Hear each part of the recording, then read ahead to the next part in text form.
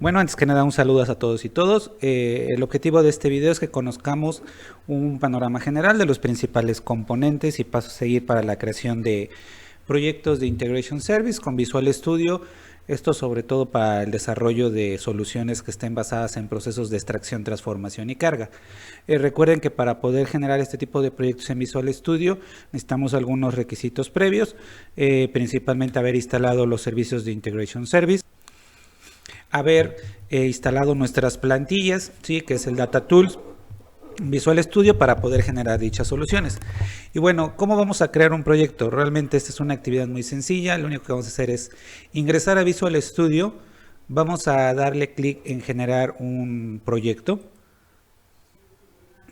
Y bueno, si ya instalamos las plantillas de los proyectos de Data Tools, cuando nosotros en nuestra ventana de búsqueda ingresemos o escribamos Integration, nos va a hacer un filtrado donde nos va a mostrar los diferentes tipos de proyectos, obviamente donde encuentra una cadena coincidente a lo que nosotros escribimos. Lo que nos interesa a nosotros en este punto pues es principalmente los servicios de integración, que serían estos que están aquí, ¿no? Los proyectos de Integration Service. Vamos a basarnos en esta opción porque vamos a crear un proyecto de manera local, no nos vamos a conectar a Azure, utilizar los servicios de Azure, ni tampoco queremos generarlo a partir de una plantilla. Entonces aquí vamos a seleccionar Integration Service Project, vamos a darle clic en el botón siguiente, damos clic en siguiente y nos va a pedir el nombre. Yo le voy a colocar el nombre aquí de ejemplo de prácticas o ejemplos. Podemos ETL, ¿sí? Al final de cuentas, el nombre del proyecto tiene que ir acorde al tipo de solución que vayan ustedes a implementar. Por defecto se va a guardar en la unidad C, en la carpeta Users, en la carpeta que está asociada a su usuario, en una carpeta que se llama Source y en una subcarpeta que se llama Repos. Ustedes pueden personalizar toda esta ruta y pueden guardarlo en la ubicación que ustedes gusten, nada más tener presente dónde la están generando. Una vez establecido el nombre de nuestro proyecto, lo que vamos a hacer es darle clic al botón crear para que se genere todo el andamiaje y vamos a hacer una explicación rápida de cuáles son los componentes como parte de este video, ¿sí? Aquí como comentario, pues puede ser que algunas de las ventanas que se nos carguen, dependiendo de la configuración o el entorno que ustedes tengan en Visual Studio, puede ser que se las coloquen en ubicaciones diferentes. A partir del menú ver, nosotros vamos a poder ubicar las ventanas principales y colocarlas en la región que nos sea más conveniente o que nos sea más cómoda al momento de estar trabajando, ¿sí? Y bueno, de inicio vamos a identificar algunas ventanas importantes. Voy a iniciar con la parte superior, que es donde tenemos todas nuestras barras de menús, nuestras barras herramientas. Y aquí no olvidemos que al estar integrado con el entorno de desarrollo de Visual Studio, pues básicamente tenemos los mismos menús, los mismos iconos para poder identificar algunas opciones rápidas, como ejecutar un proyecto, guardar, abrir carpetas, abrir proyectos, ¿sí? Entonces esa parte es común. Obviamente las opciones que vamos a encontrar en cada uno de los menús, pues depende o varía un poco dependiendo del tipo de proyecto. En este caso, que es un proyecto de Integration Service, pues puede haber algunas variaciones a un proyecto web o algún proyecto de otro tipo, ¿no? De formularios o de consola. Otra ventana importante es la que tenemos del lado derecho, que es donde vamos a encontrar ubicada nuestro explorador de soluciones. En el explorador de soluciones pues tenemos un contenedor. Recuerden que una solución es una combinación de uno o varios proyectos, ¿sí? No necesariamente todos tienen que ser del mismo tipo. En este caso, para todos los videos y demostraciones que vamos a ir trabajando en el futuro, pues vamos a trabajar con proyectos de Integration Service. Y bueno, esos proyectos de Integration Service tienen una serie de opciones, tienen parámetros, ¿sí? Del proyecto. Podemos tener algunas conexiones. Las conexiones son importantes porque en diferentes paquetes podemos utilizar las mismas conexiones y es probable que nosotros necesitemos configurarla como una especie de conexiones compartidas, ¿sí? Básicamente, y poderlas reutilizar. Aunque como vamos a ver en la práctica, mientras estemos dentro del mismo proyecto, aunque las conexiones las generemos en diferentes paquetes, pues vamos a tener por ahí como una especie de caché o una base de conexiones que se almacenan y que podemos tener disponible en varios paquetes o en varios proyectos.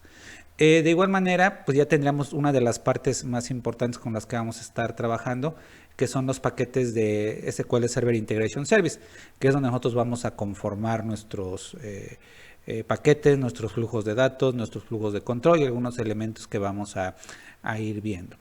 Elementos del paquete, podemos tener archivos varios, ¿sí? Algunos recursos vinculados a Azure que no vamos a utilizar, ya que en esencia vamos a estar trabajando con paquetes de Integration Service locales.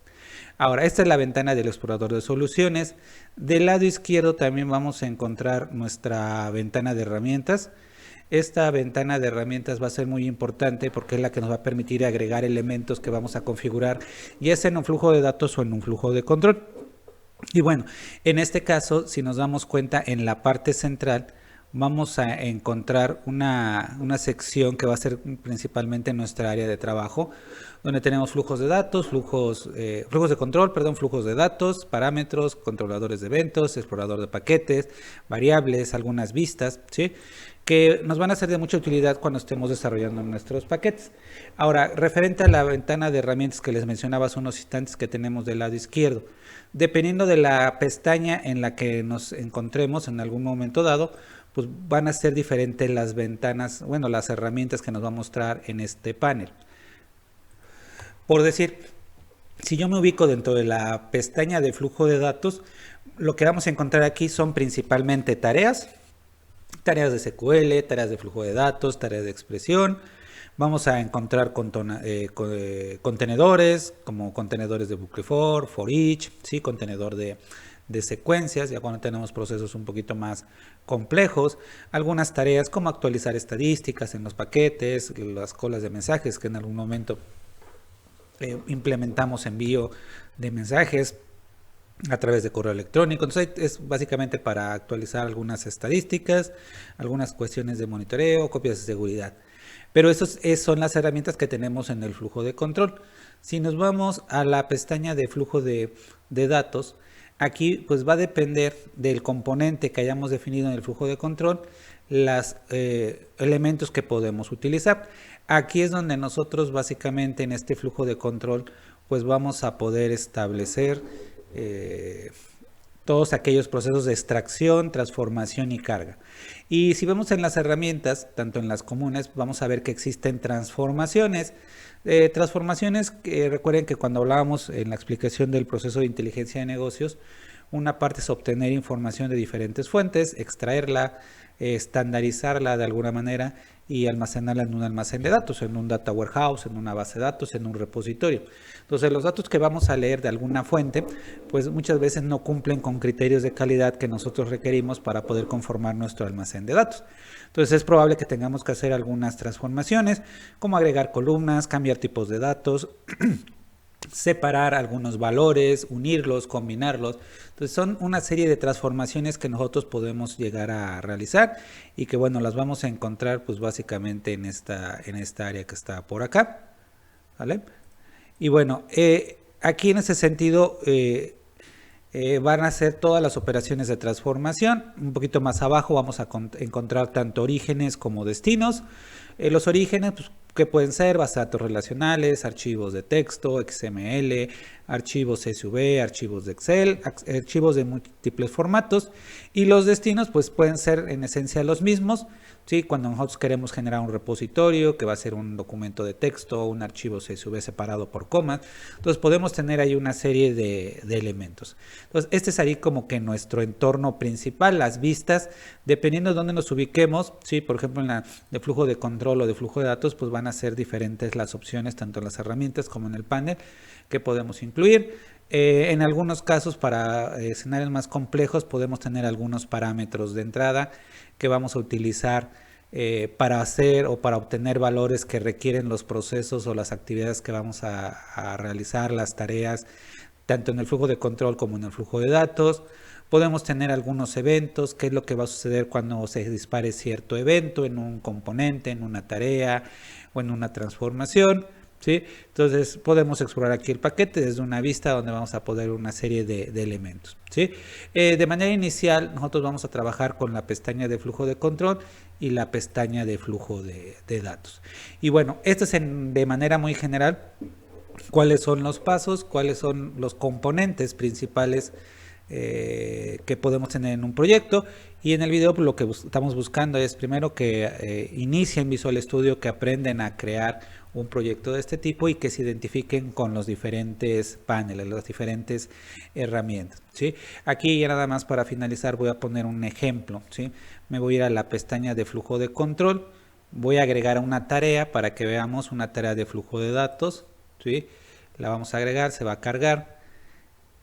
Incluso voy a generar dos, una que se llame tarea 1 y vamos a crear otra. ¿Cómo lo podemos agregar? Simplemente le doy clic, lo arrastro y lo suelto en la pestaña de flujo de datos, o simplemente al darle doble clic no lo va a agregar, ¿vale? Entonces aquí yo lo que voy a hacer es algo como esto. Vamos a mover este para acá. Y ahorita que estamos en el flujo de control, ¿qué es el flujo de control? Pues básicamente es como que el cerebro de todos los procesos de Integration Service, de los paquetes, que nos va a determinar la secuencialidad de las acciones, qué acciones vamos a establecer. Y bueno, obviamente esto asociado a procesos de extracción, transformación y carga. Entonces yo ahorita para el ejemplo agregué dos elementos, que es la tarea 1 y la tarea 2, ¿sale? Entonces yo los voy a colocar aquí. Si se van a dar cuenta, los paquetes es una especie de diagrama de flujo donde vamos agregando algunas acciones que se tienen que hacer, donde se va a establecer su temporalidad, su secuencialidad, ¿sí? Y aquí vean, cada uno de estos elementos o algunos de ellos pueden tener su propio flujo de control. Si yo le doy doble clic a tarea 1, me va a mandar, si se dieron cuenta, al flujo de datos de la tarea 1. Entonces aquí yo pudiera establecer acciones, actividades de transformación, actividades de, no sé, de recuperar datos, aplicarles alguna transformación y colocarlos en algún repositorio. Yo lo podría colocar aquí. Yo voy a agregar simplemente para cuestiones del ejemplo algunos elementos para que veamos. Yo agregué o incluí una transformación de agregado dentro del flujo. Y si yo me paso aquí, que pueden ser dos formas, a tarea 2, yo puedo tener una serie de elementos, tareas, orígenes, transformaciones diferentes a las que establecimos en la tarea 1, ¿no? Yo aquí voy a colocar, no sé, una opción de mezcla, o tal vez que yo quiero leer datos de un origen de OLDB. Entonces yo aquí puedo ir generando mis elementos, puedo ir generando las componentes y conectarlos, ¿no? Si yo me voy a flujo de control, una vez más, si entro a tarea 1, voy a ver todos aquellos elementos, entradas, salidas, transformaciones que haya colocado como parte de esta tarea. Y si yo me voy a la tarea 2, pues puedo encontrar otras completamente diferentes, que serían los pasos para crearlo. De igual manera, si yo tengo que establecer una secuencialidad, si yo en este momento, que obviamente no lo puedo hacer porque no he configurado los componentes correctamente, si yo lo ejecuto, ¿cuál tarea de estas dos se va a ejecutar primero? Bueno, aquí es un poquito dependiendo de los recursos que utilice y que disponga el motor de Integration Service. Puede ser que a veces se ejecute la tarea 1, puede ser que a veces se ejecute la tarea 2, ¿sale? Porque no le estoy dando una secuencia. Si yo quisiera que esta actividad que yo determiné como tarea 2 tuviera una ejecución posterior a tarea 1, es decir, que primero terminemos la tarea 1 y luego la tarea 2, yo aquí lo que tendría que hacer es conectarlas a través de la línea que aparece en cada uno de los elementos y con esto, si estuviera correctamente configurada las tareas, al momento de que la ejecutamos en la parte superior aquí en nuestro indicador que tenemos de ejecución, como en los proyectos de Visual Studio, pues lo que haría el motor de Integration Service es primero ejecutar la tarea 1, ¿sí? Con todas las acciones que tengan, que pueden ser varias, y posteriormente ejecutaría la tarea 2, ¿sale? Y bueno, si tuviera otra, pues aplicaría una secuencialidad. De la misma manera, dentro de cada una de las tareas, ahorita que estamos en las tareas de flujo de datos, si yo le doy doble clic y aquí tuviera yo otras conexiones, otros elementos, tal vez yo voy a obtener datos de un origen de ODBC o un archivo de texto plano, pues aquí lo que tendríamos es también una secuencialidad donde le indicaría yo que esta primero va a hacer esa actividad y después esta otra. Insisto, ahorita me están marcando algunos errores porque el motor detecta que estas actividades no están configuradas, ¿sí? Y todo esto forma parte de nuestro paquete. Obviamente ahorita el objetivo de este video, como les mencionaba hace unos momentos, es que conozcan el entorno, conozcan las pestañas principales. Aquí en la parte de los paquetes, por defecto nuestro paquete se va a llamar Package. si agrego otro package 1, package 2. Y vamos a tratar de darle un nombre adecuado, acorde al tipo de propósito que está cubriendo. Y esto lo podemos hacer simplemente al darle doble clic o con F2 para renombrarlo. Y ahorita le voy a poner ejemplo. Para las demostraciones posteriores les vamos a ir dando ejemplos más significativos de acuerdo a la función, ¿sí? Y bueno, con esto vamos a terminar este video. No olviden que es solamente para que nos familiaricemos con el entorno, para que vayamos viendo algunas herramientas, algunas opciones, y posteriormente, ya cuando hagamos demostraciones un poquito más completas, pues ya les sea más fácil ubicar tanto la pestaña del explorador de soluciones como las áreas de trabajo para el flujo de control, flujo de datos, las ventanas de herramientas donde se ejecutan, ¿sale? Entonces por aquí vamos a dejar este video, espero que les sirva y les ayude a conocer un poquito más de cómo crear un proyecto de ETL con Integration Service en Visual Studio y los diferentes componentes.